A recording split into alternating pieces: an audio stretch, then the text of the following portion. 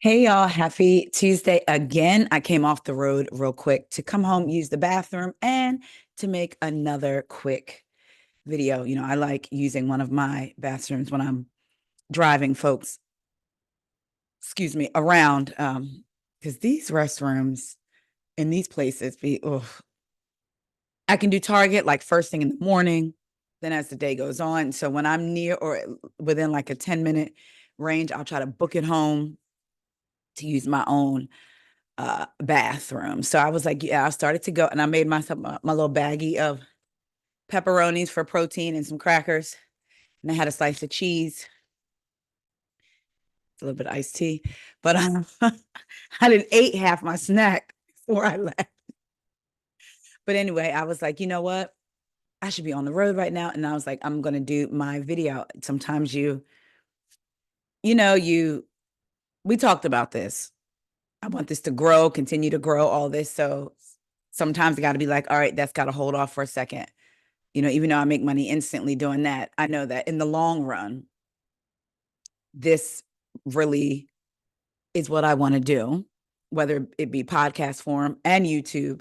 So you got to make time to sacrifice, you have to sacrifice, if you will, for the things that you want to do. Anyway, let's get into some of the stuff I wanted to talk to y'all about. First up, let's talk about Kirk Franklin. Oh, my brother says stop. All the people say, So let's get into it. This is according to the Jasmine brand. Kirk Franklin blasts the Christian community for supporting Donald Trump without questioning his problematic lifestyle. I have been saying this. Let me tell y'all. I consider myself a Christian. I believe in God. Um, I serve him. I know that I'm not perfect, but what I have tried to do is not I try not to walk around saying God ain't through with me yet while purposefully planning to be an evil person. You know how some people will do things are evil, nasty people, and then they fall back on God ain't through with me yet. Yeah, but you're not trying to make any type of changes for your greater good, for your own self, right? So I just try to do the best I can day by day, and that's with anyone in their religions. You should know, no matter what you say you serve, right? You try to be the best you that you can be. So, but I have been saying this, saying this, saying this, saying this. And I have said that if I didn't know God, if I never experienced God for myself and who I feel God is, who he is to me, and, just reading my Bible and all that stuff, if I had to look at other people that say they represent him, specifically these support, not just these supporters, of course, because we got people in the church, usher boards, choir directors, some of the older ladies in the church can be, if I never experienced God for myself, I would not want to know of a God because of how they represented him to me. Because I have dealt with a lot of just like judgment in church and stuff like that. So that's why I really try to make it my business to not do that. I believe if Jesus is walking the earth now, he would do give you the word if you want it. Great. If not, he may still break bread with you. He would still break bread with you and then move on. You know what I mean? It's not about browbeating people and sitting in high judgment on your high horse. It's almost like in the Bible, they talk about Pharisees where they would go down to I think it was the courtyard or wherever, basically in public every day and pray out loud so that the people around them could see and hear them praying to their God. They're so holy. But then in private, they were judgmental, nasty, all of that. And I've experienced a lot of that in life. So I'm with Kirk because it's not just, but I see a lot of white evangelical Christians praising Trump. And it's interesting because as a church, as a nation, I know someone that goes to a predominantly white church and a Christian church, and they'll say, let's pray for Trump or let's do this. You're supposed to be praying for the nation, right? And you talk about how the Bible, how God puts people in place. It's interesting that you believe that about Trump, but you didn't believe that about Obama. You're not believing that about Biden. You're not trying to pray for the country under Biden. If you're truly a person who has a heart for people like Christ, then you would be praying for the country in your church, not in your pulpit leading a prayer, because at the end of the day, this man represents white supremacy, and that's what you want to safeguard. under the guise of Christianity. Anyway, child, let's get into what Kirk Franklin had to say. So he said in a recent interview on Cam Newton's Funky Friday podcast, Kirk Franklin, 54, didn't hold back, sharply criticizing the Christian community for its uncritical support of prominent figures like former President Donald Trump, who is currently running for re-election. Sometimes when somebody acknowledges or says that they are Christian or represent their faith, everybody in the Christian community wants to jump on it. You also see that even in the white Christian community. If Donald Trump says that he's a Christian, then all the evangelicals vote for him, even though there are so many things about his life and lifestyle that are problematic to the Christian ideal. I just want to say this also. He said that he was a Christian some years ago, but then just recently he was out somewhere speaking and he was like, I love my Christians. I'm not a Christian, but I love my Christians. And then they tried to manipulate. There was a video put out manipulating his voice saying, I love Christians, but you could tell, I mean, I'm a Christian, but you could tell that it had been manipulated. So this man has said he was, and then just recently said he wasn't. Kirk Franklin appears to be Kirk Franklin appears to be referencing Donald Trump's controversial history, including allegations of infidelity with adult film actress Stormy Daniels and subsequent denial, his conviction for falsifying business records and being held liable for SA. People forget that, among other actions that may be viewed as inconsistent with Christian values. And I'm going to say this also in between that. Nobody is saying, oh, he did this in the past, he can never be forgiven. I'm taking myself out of it because I know how I feel about it, but I'm not Jesus. But I'm just saying, it's not like people, for me, it's not about saying, well, he can't be a Christian because he did X, Y, and Z in his past. It's about how he's living now, currently, still lying to the public, saying also, you know what I'm saying? Like doing all kinds of stuff. So it's not about just, oh, he did this years ago or this years ago, so he can't be a Christian. It's the behavior that he displays even now. Y'all be really trying not to get worked up. I just be wanting to scream. I hope that y'all don't hear them cutting my grass. You probably do though, because of course here I come. As a matter of fact, I didn't parked in my driveway. Now they might not blow the stuff off my driveway. Anyway, let me continue. Franklin continued with his criticism of the faith community's tendency to embrace celebrities without holding them accountable. Addressing rapper Kanye West, he said, we're so thirsty as Christians, we're so thirsty for attention that we'll tag on to anybody who gives a little bit of hint that they rock with us, but we don't do life with them. We just kind of rest in their celebrity. I saw it firsthand many times with Kanye. He's such a talent. He's such a gift. There were many times that the faith community was so excited to latch on that nobody asked the hard questions. Nobody talked about accountability. Nobody talked about the community around this individual. We became field Negroes and we missed the bigger picture. We missed the Great Commission, which is what Jesus did, spread his word and continued on. So one ex-user tweeted, he ain't lying. I don't plan on voting this November. Oh, I hate hearing that. But it's amazing how Christians will throw away their religious beliefs for flawed individuals who claim the same faith. Goes to show you tend to get far by telling folks what they want to hear.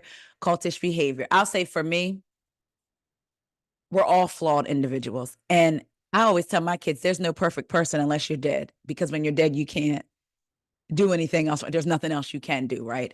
So we're all flawed. So to me, that doesn't have anything to do.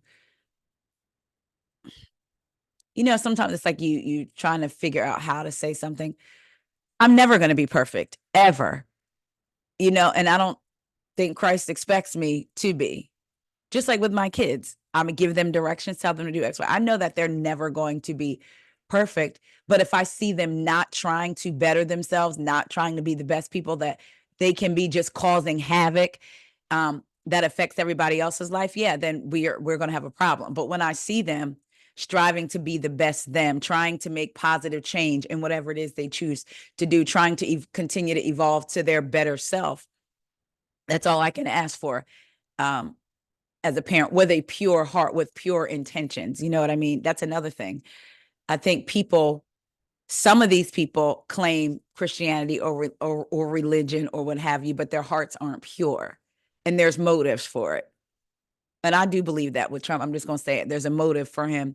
When he took that picture holding the Bible upside down, how many years ago? You talking about a man that caused an insurrection, that encouraged our democracy to be torn down. You think that, anyway. Now, somebody else did say he needs to stop. Who is holding Biden and his admin accountable? It works both ways. I get that, but Biden is not out here saying some of the things that Trump is saying. You get what I'm saying? He's not out here saying, I love my Christians. I'm not a Christian. And then lying in the same breath, or lying like Trump said some years ago that I am a Christian. You know what I mean?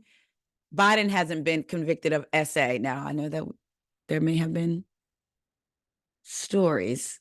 I don't know, allegedly, but not even to get into all that. I get what Kirk is saying.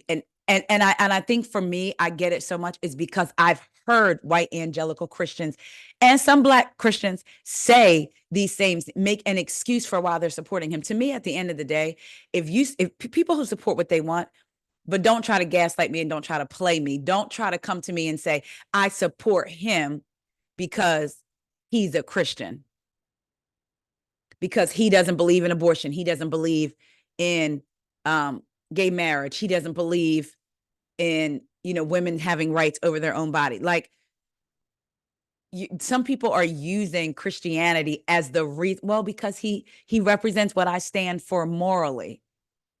But he's not a moral person. And again, I'm not saying he's not a perfect person, but he seems to be a person with no morals. I would rather somebody say, I'm supporting them because my business is going to save this amount of money. Or even be honest, I'm supporting him because he's upholding white supremacy. Because that's what I'm finding in a lot of these white folks that I've spoken to. And like I said, there are Black folks that'll be like, oh, well, he supports X, Y, and Z. So that's my thing. Just be honest about it. Don't use Christianity if that's not your real reason, which I suspect. Like, the people that I can't speak globally. I can speak for the people that I know that have said it. That is not the reason, because I know you in real life.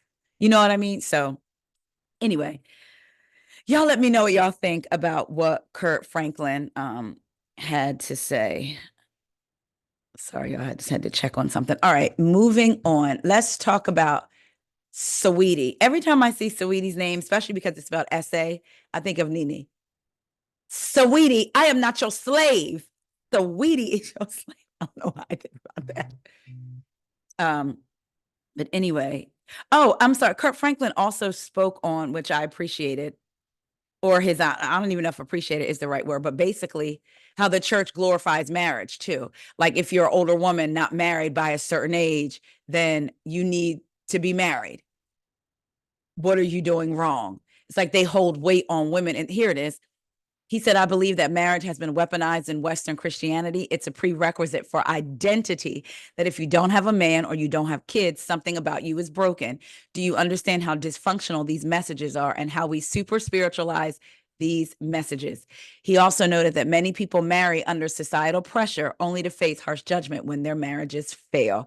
I agree with that. My advice has been to my kids, if you meet someone that you fall in love with and want to marry them. Because I also don't subscribe to the every single man in this whole world is evil.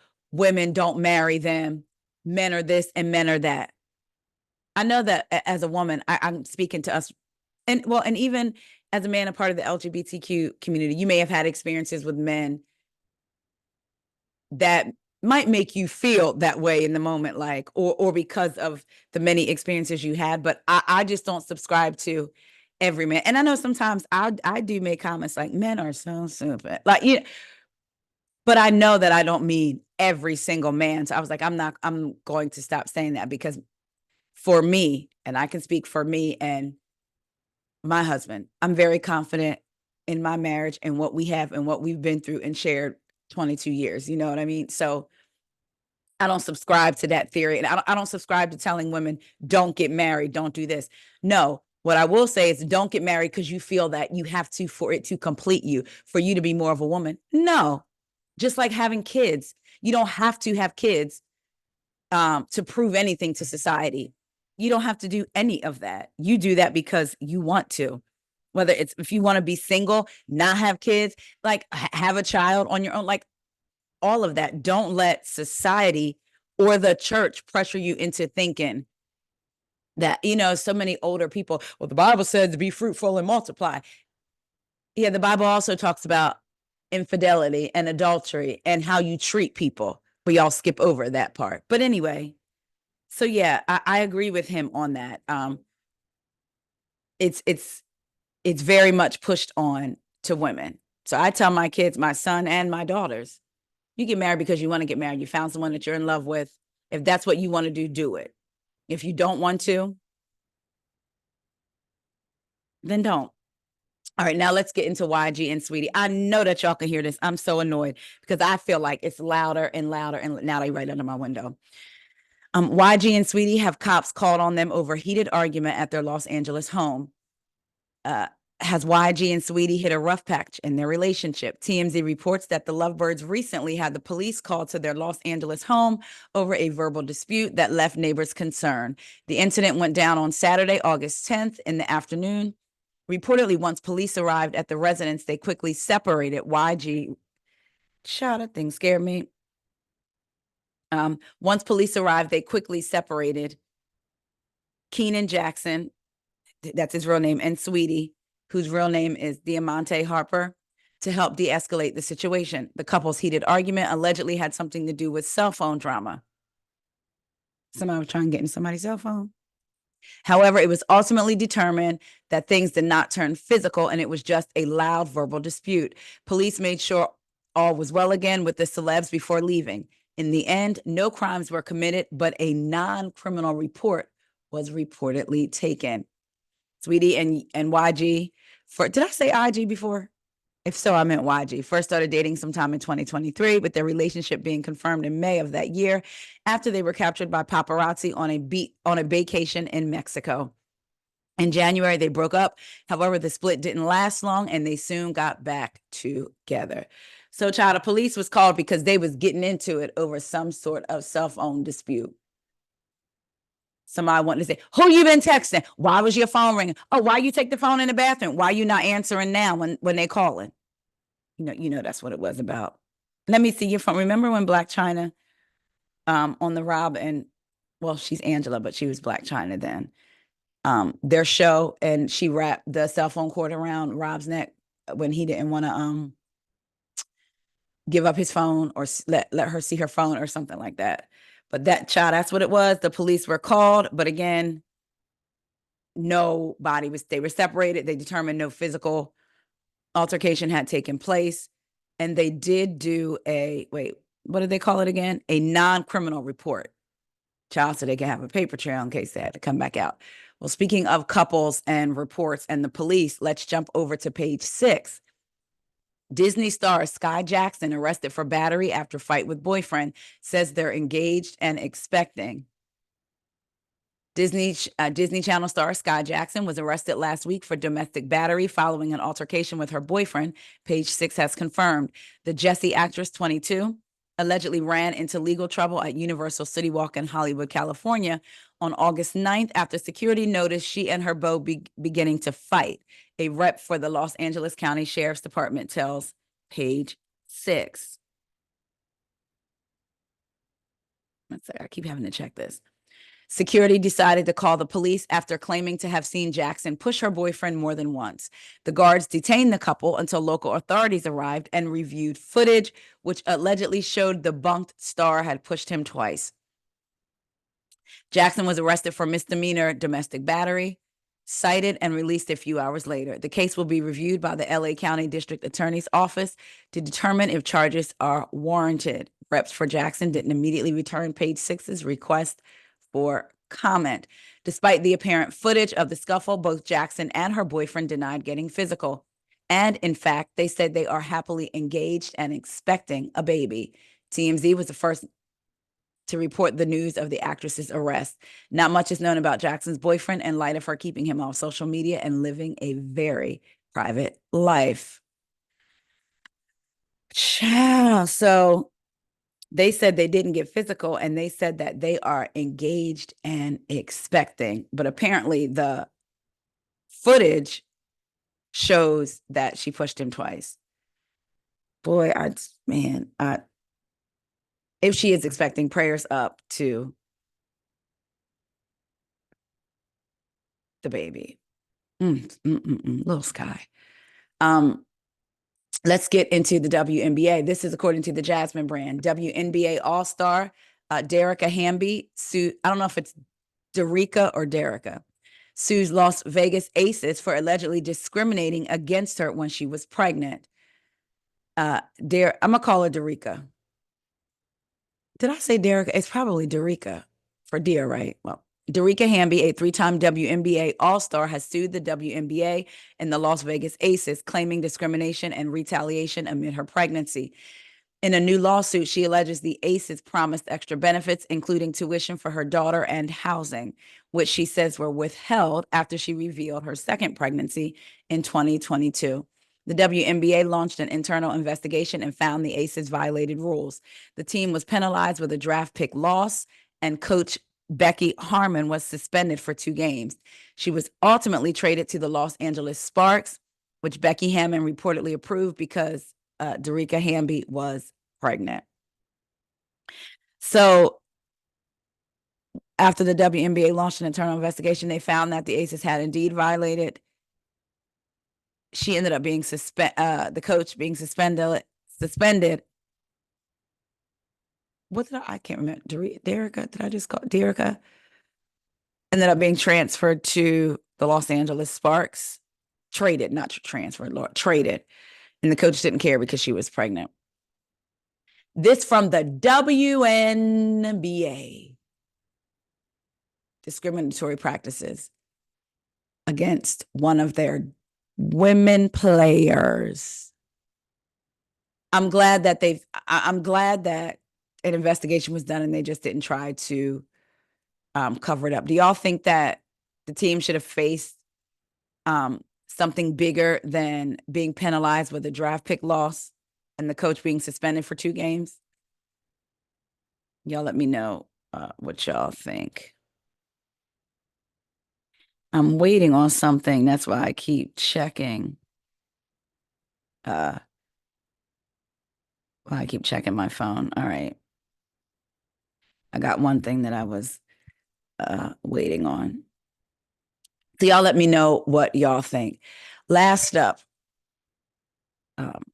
this is according to the Daily Mail. So we all know what happened on Sunday. RHONJ aired the women watching themselves on camera, basically. And this was supposed to shed light and for us to believe that, yes, we didn't need a reunion after this. No, more questions, actually. Let's get into the Daily Mail. Luis Ruelas slammed by fans for encouraging wife Teresa Giudice's daughters to wear thongs and short skirts after he apologized for those brutal comments on the RHONJ finale. Teresa's husband, Louis, is facing controversy once again, only days after apologizing for his harsh remarks about Margaret Joseph's son. The drama began after the Real Housewives of New Jersey star 52 and the entrepreneur 49 discussed living life without regrets on their Thursday episode of their podcast, Turning the Tables. During the conversation, Louis revealed how he encourages Teresa's daughters, Gia 23, Gabriella 19, Melania 18, and Adriana 14, to embrace a life without regrets. But his approach didn't sit well with fans. Try it all. Try it all, nothing bad or anything like that, he began. I'm saying go to the club and dance, wear a thong, wear a short skirt, show your legs off a little bit because they're the most proper girls I've ever met. So I'm going to read that to you again. He said, try it all. Nothing bad. Try it all. Nothing bad or anything like that. I'm saying go to the club and dance, wear a thong, wear a short skirt, show your legs off a little bit because they're the most proper girls I've ever met. He continued, take risks. When we went to Greece last year, you know what I told your daughters? Wear a thong. Do it. Do it now because I didn't do it when I was young. Do it now. Experience it now. And when they came out in thongs, I said, you guys look effing amazing.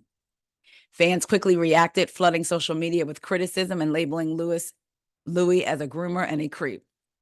in response to his comment.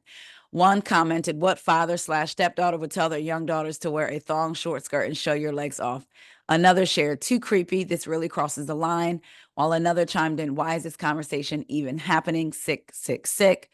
WTF is wrong with this man who says this? And the mom is so happy and thrilled, shaking my head. This man needs to never be on TV or heard of again, added another follower. The backlash comes just days after Andy Cohen called out Louis for the dark comment he made about the Real Housewives of New Jersey co-star Margaret's son. While appearing on Tuesday's episode of the Garbage World podcast, the Emmy Award-winning host, Andy, admitted he would have gone absolutely mental if he was put in Joseph's place. So during the finale, in case y'all don't know, Louis said that he wants Margaret's effing son to suffer in the way he suffered and the way other people in their family have suffered. Teresa seemed to agree that his sentiment was justified, as he claimed their kids had suffered as the result of Margaret's behavior. Now, I will say this. I was listening to Melissa's Old Nose on a podcast, and you know that leading up to these episodes, she would go on a podcast and talk about how Teresa and Jen Aiden were in contact with her and tell everything that was getting ready to happen in the coming episodes. And she was right. Not only, and I believe that the paperwork and stuff she had, or the proof she sent to Bravo. But yeah, then she went on the podcast and she laid it all out, and she was not wrong. She knew everything that was happening in the episodes. She also said that Teresa called her. Now, this is all alleged, but it's what she said. Teresa called her after this, they filmed this scene, and she said that Teresa was acting like she supported Louis, but like on TV that we saw, but in real life, she said when she called her, Teresa, she knew that Teresa was smoking. She could hear the click of the lighter over and over again. She said that she was smoking because she was so stressed about what Louis said, but she knew that she couldn't say anything to him or it wouldn't be good for her. This is allegedly, again, this is what Melissa's Old Nose said. So I don't know. Then she was saying on the podcast, Behind the Velvet Rope, you know, Teresa fans, if y'all are her fans, then you need to step in and help her and say something and not condone the behavior. I get not condoning the behavior, especially if you're a vocal person on a platform, what have you. But she's also grown. And you think she's going to listen to her fans? Whether she's paying some, whether, because Melissa used to be on in the camp or whatever, Melissa's Old Nose. So I don't know. I will say this. I'm not a fan of Teresa, but I don't wish darkness on her. And this man just seems like there is just something over him, whether it's a cloud of darkness. I don't know. It's something just, in my opinion, something just seems off with him. I don't know. Y'all let me know what y'all think about this story. Did y'all think his comments were just innocent? Him just trying to encourage his stepdaughters to have fun and live life with no regrets? Let me know what y'all think about the WNBA. Do y'all think that the team, the Aces, should have got like a stiffer penalty or what have you for their discriminatory practices against Tarika Hamby while she was pregnant? Let me know what y'all think about Skai Jackson, y'all, and this alleged altercation, and her fiance saying that they are, well, alleged fiance, they're engaged and she's expecting. YG and Saweetie over there fighting over a cell phone, child. And Kirk Franklin and what him calling out the Christian community. Y'all, I love y'all so much. I'm about to hit this road and I will talk to y'all later. See ya.